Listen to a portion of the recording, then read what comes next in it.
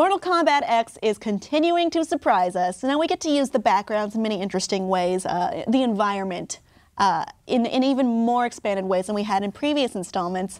Particularly in this installment, we have an old lady who is usable. You know, you've probably thrown her if you've played this game, but it turns out she has another use. Let's take a look.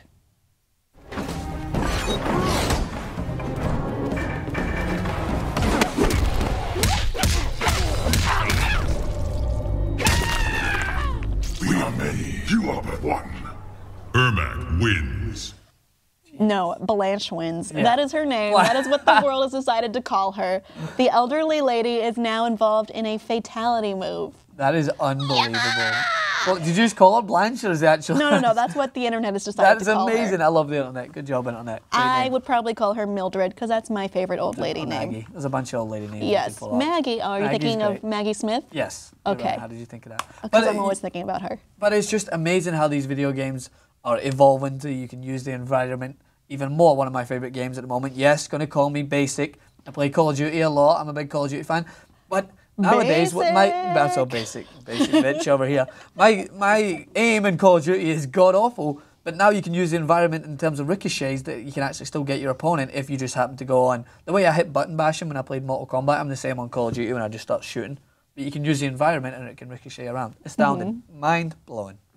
It's fun when you discover little things, little additions in your games. Mine are more storytelling based, or having like a secret, separate story that's not part of the main one. Like for instance, in the Portal games, if you sneak around behind things, you can see there was a man who was trapped in the labs before you, and writing on the wall, this is where the cake is a lie comes through. This is where we see a lot of like creepy, like chicken scratch writing all over the place. But I like to think, like, what was this guy? What was he doing? What happened to him? You eventually figure out what happened to him. And it makes games just, they don't have a certain lifespan then. Like when you played Arkham, like you the secret room that no one found? You complete the storyline, but then you can just go around the environment that they create for you, this world, and you can consistently find new things. Little pieces of the world. Yeah, and then the Riddler's trophies. Yeah, those were fun. You can pick up an old lady and just belt somebody around the head with her. Yeah. Astounded. And she will be into it and help you too. And she has her own battle cry. Yeah!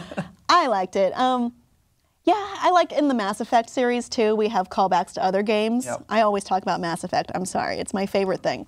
We have like Commander Shepard has a hamster, and he or she says, go for the eyes. And that's a reference to Baldur's Gate with their hamster, who also goes for the eyes. Well, a giant hamster. It's a different hamster. Yeah. Giant versus space hamster.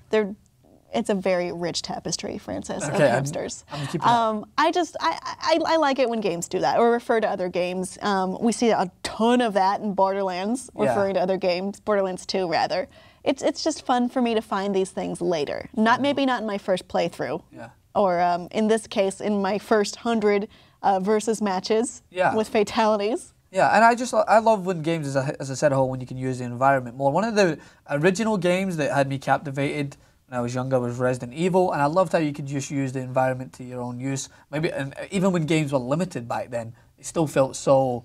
I still felt so involved in the game as a whole. You feel like you know, like a little secret about it. Yeah, you feel like you know the secrets, and you're always searching for those little things. And when you find a new room in Resident Evil, it's like the world has just been opened up in front of you. You're like, oh my god. This room wasn't here before. I found it. It's new. There's treasure. And you can breathe. There are new items. And when you find the typewriter that you can save in Resident Evil, you just take that breath. You're like, thank God. I'm safe for 5 minutes. And then you go back out. Things are going to be okay. And then you look in the mirror and then it's not okay.